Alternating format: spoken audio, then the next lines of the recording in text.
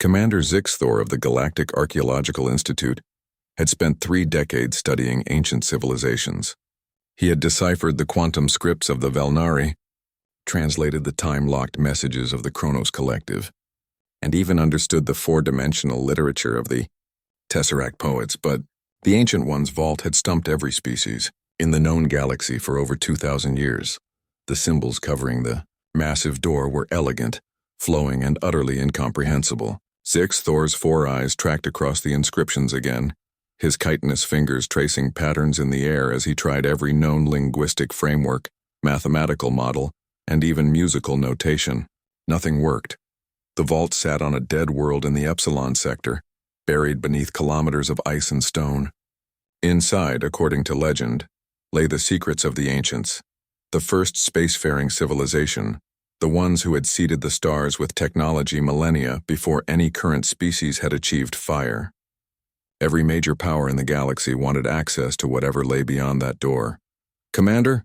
his assistant Corell chirped, her translator rendering her native clicks into standard.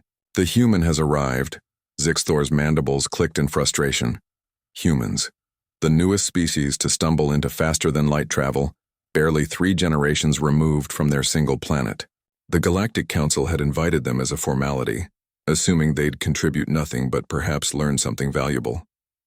Humans were notorious for their strange approaches to problems, their lack of respect for established protocols, and their baffling tendency to succeed through what they called winging it. The human who entered the excavation chamber was younger than Zixthor expected. Dr. Sarah Chen wore a standard exploration suit, her dark hair pulled back in a simple ponytail, her brown eyes bright with curiosity behind her helmet's visor. "Dr. Chen," Zixthor said, his translator smoothing his natural hissing into standard. "Welcome. I must warn you, we have exhausted every conventional approach to this puzzle. The Viridian Enclave sent their best cryptographers. The synthesis uploaded the patterns into their collective consciousness. All have failed." Sarah stepped closer to the door, her movements graceful in the low gravity. "May I examine it directly?" "Of course, though I doubt you'll find anything 30 years of research has missed." Sarah approached the door, her helmet light illuminating the intricate symbols. They spiraled across the surface in complex patterns, geometric shapes interwoven with flowing lines, dots and dashes arranged in sequences that suggested language but followed no known grammatical structure. She stood there for several minutes, silent and still. Zixthor watched with barely concealed impatience.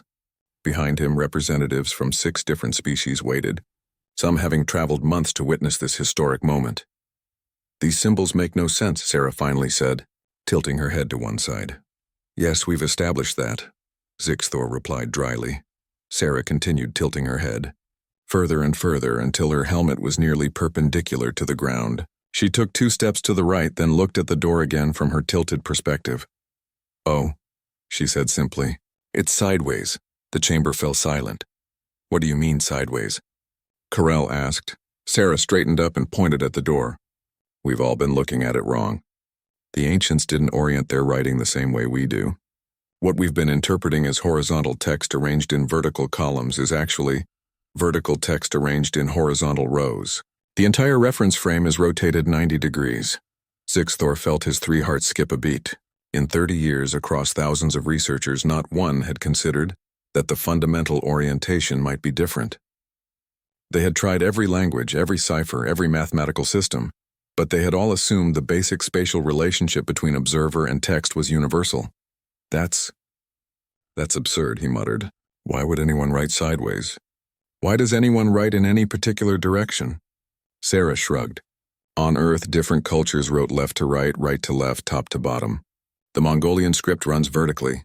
Arabic runs right to left. It's arbitrary, based on the physical evolution of the species and their early writing implements." She pulled out a portable scanner and began photographing the door from her tilted perspective. "May I access your database of attempted translations?" Zixthor wordlessly transmitted the data to her device. Sarah fed it through a simple rotation matrix, transforming every recorded pattern by 90 degrees. The result appeared on the holographic display, and Zixthor felt his exoskeleton tingle with recognition. The symbols now formed clear, logical patterns, mathematical sequences aligned, Repeated elements suggested grammar. It was language, actual readable language. It's a mathematical cipher combined with positional notation, Sarah explained, her fingers dancing across her interface. The ancients used base 12 mathematics. Once you rotate the frame of reference and apply base 12 conversion, the patterns emerge. This symbol here? It's a prime number marker.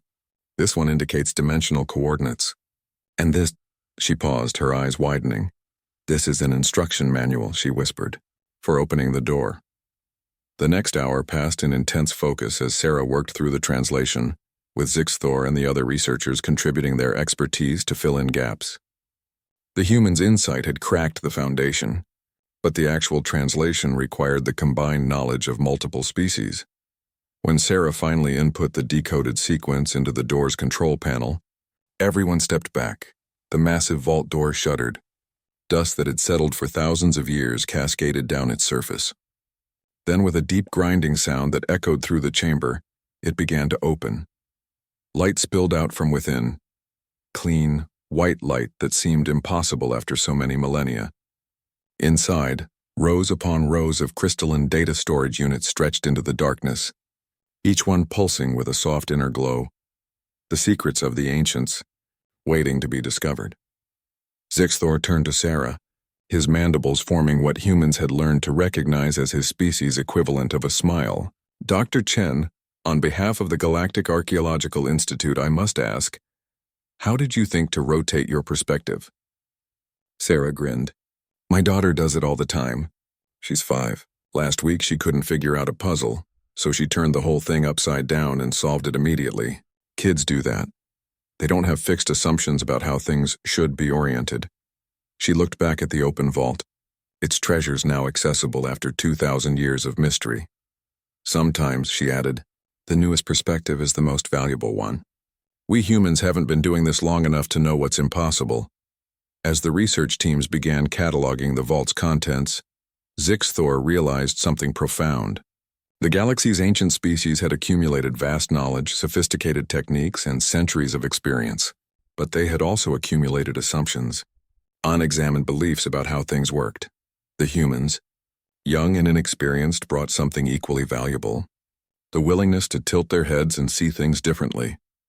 Perhaps that was humanity's true gift to the galaxy, not just their unusual resilience or their chaotic creativity, but their fundamental inability to accept that any problem was truly unsolvable. They simply hadn't been around long enough to learn what couldn't be done. And sometimes, Zixthor thought, that made all the difference.